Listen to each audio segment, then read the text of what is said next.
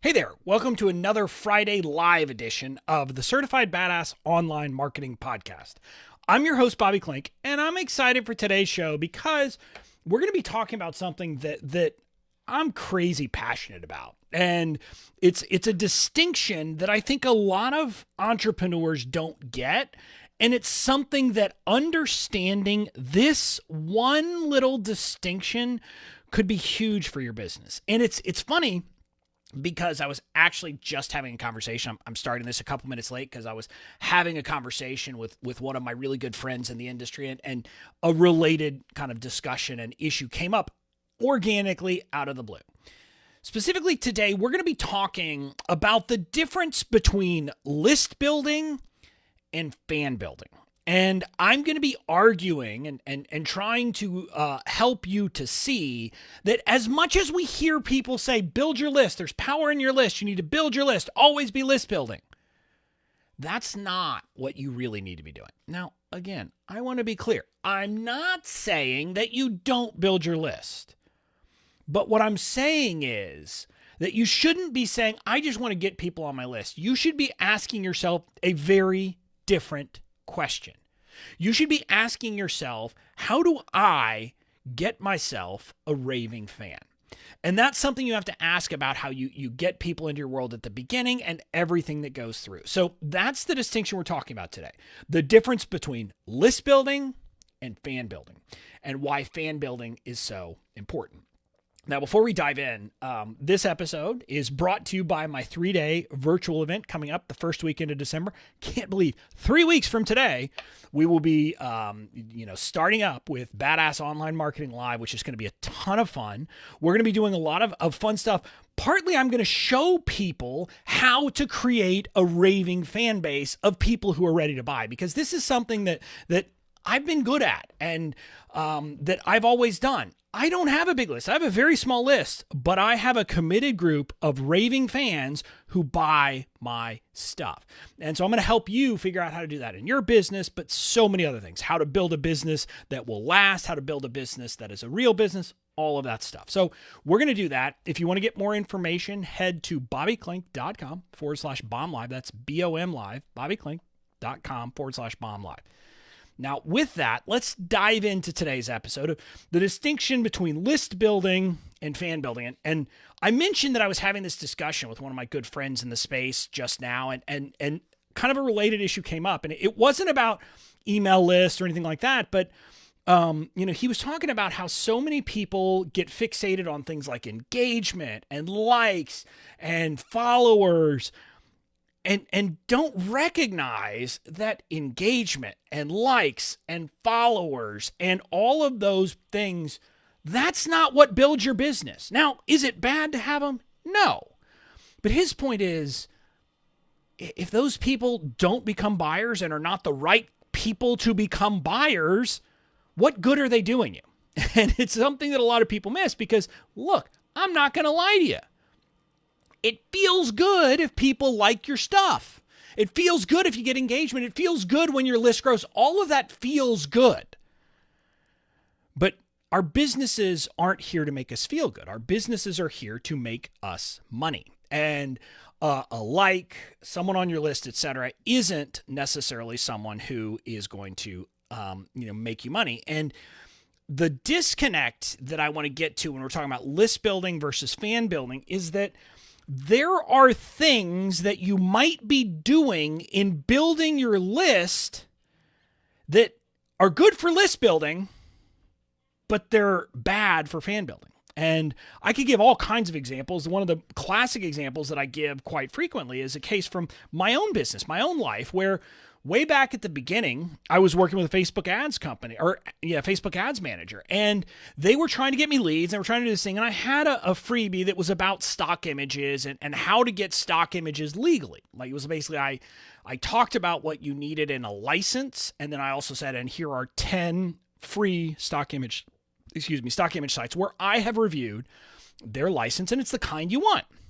And so I did that, and I had that, and they were putting it out there. Well, the Facebook ads manager were so fixated on getting the cheapest leads they could find that they were making this critical mistake because they were focused on list building.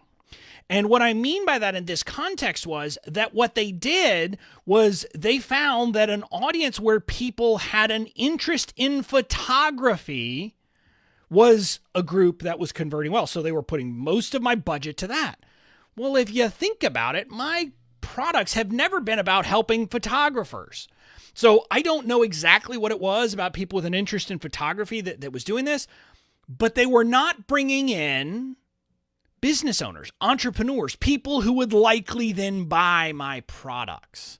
And so that's a classic example that people have where it's like, well, okay, well, I've got this thing to build my list, but I'm building the wrong list. It can be something that simple that you're bringing the wrong people because of targeting, but it could also be in messaging. Like if you have a messaging piece, like your freebie is messaged about this one issue, and it's solving one problem, but then your paid products solve a different one, that's not going to work either. But then another layer of where this comes about is the advice, and I did an episode about this, the advice of sell them what they want, give them what they need. And the notion of this is like maybe creating a freebie because this is what people want. And I'm going to get very granular and specific here, even if you don't think it's what they need. And I will give you the example that I have resisted. I have a business. I'm wearing a shirt that says the email guy right now. And I have a paid program to help people get better at email marketing. Well, one of my core beliefs about email marketing is that I can't give you a template. I can't give you a fill in the blank template. Now I can give you swipe. I can give you examples. You can see it. But your emails need to come from you. They need to be in your voice. They need to be written with your stories, not with mine, not with anything like that.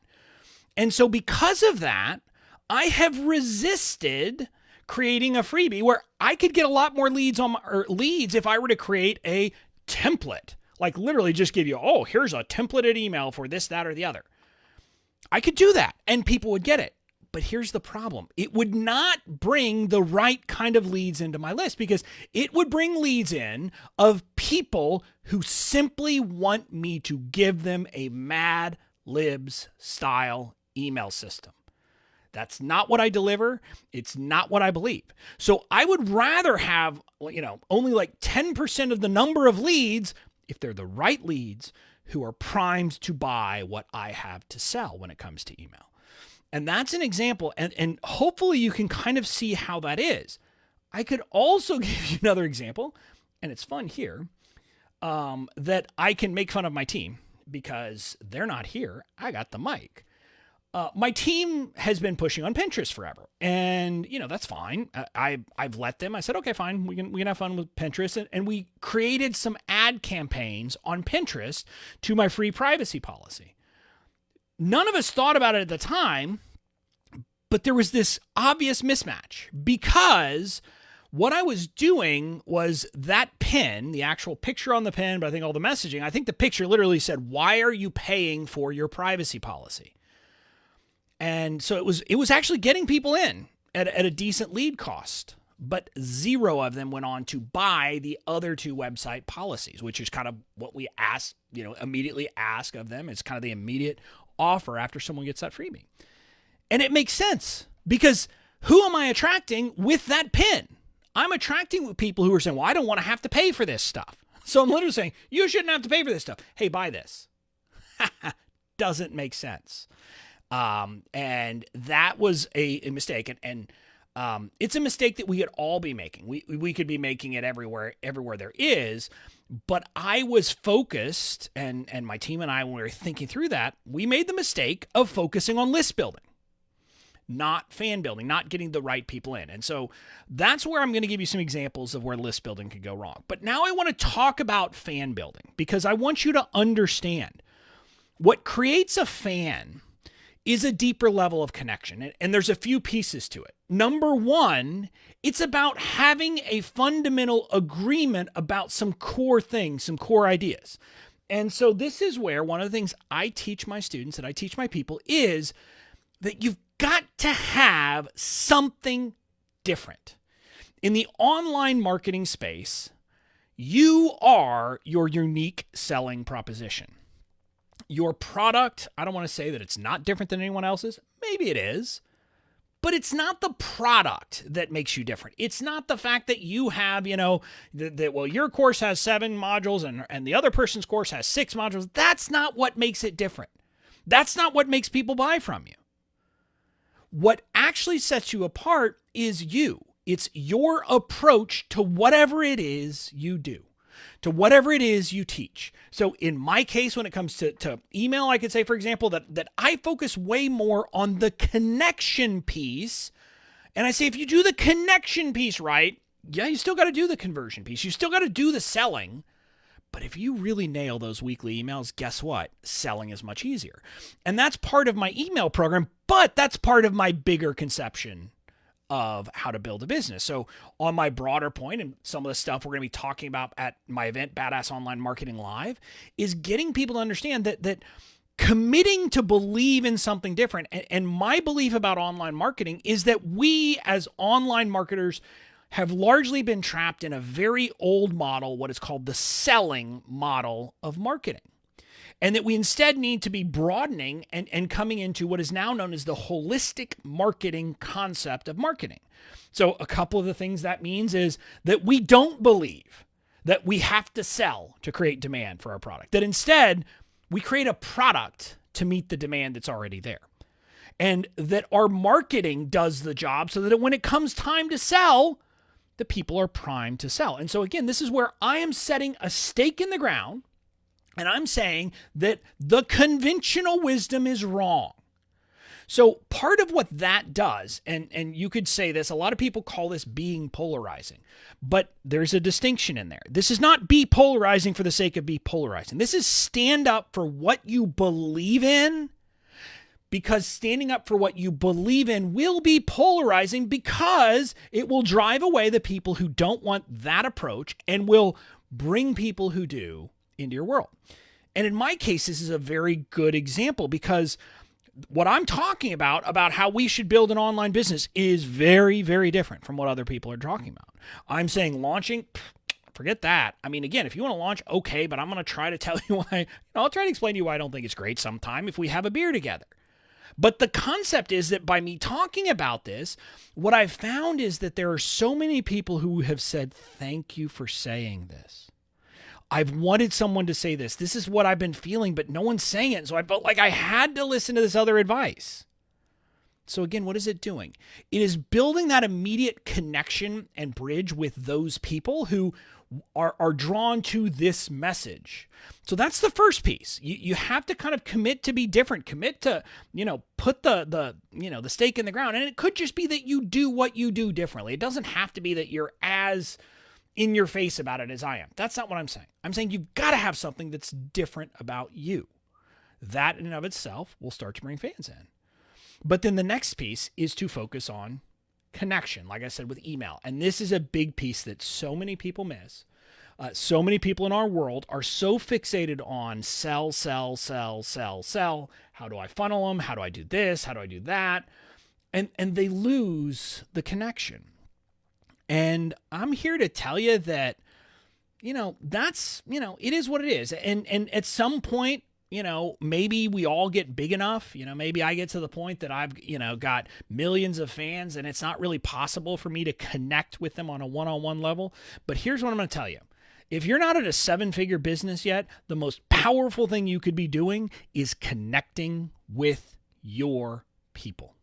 Spending that time actually engaging with them, responding to the emails they send you, taking the time to respond to comments, taking the time to engage with people on social media, wherever your preferred place is. But that stuff of actually building a human connection is huge.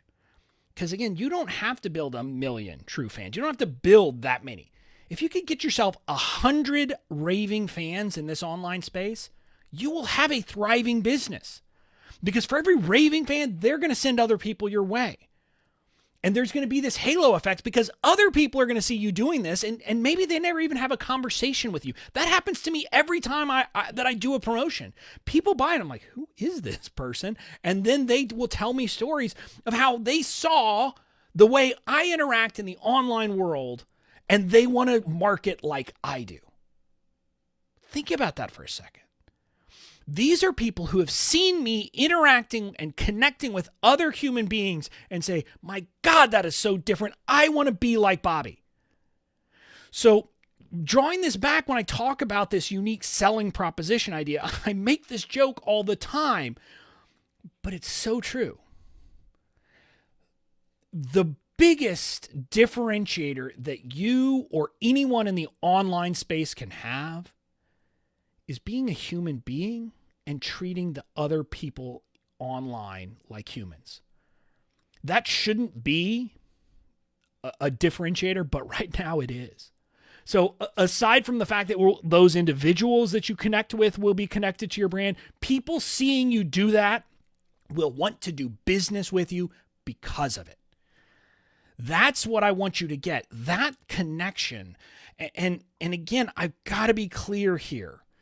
This is not about a tactic, because you'll hear people say, oh, okay, so I should do like, bombs or Bonjoro videos. I'm not against those. If you don't know what those are, it's a system where you can send you can either send it in mass or you can send individual videos to particular people. I'm not against doing that. Candidly, my team and I have talked about how could we start doing that more. But what I'm telling you is it can't be I'm just going to check the box and I'm just going to do something to say I did it. Because fake connection, people can see through it. Fake authenticity, people can see through it. What I'm talking about is actually being a human and saying, how would I want to be treated if I were on the other side of this transaction? What would I want this business owner to do? How would I want them to act? And then doing it.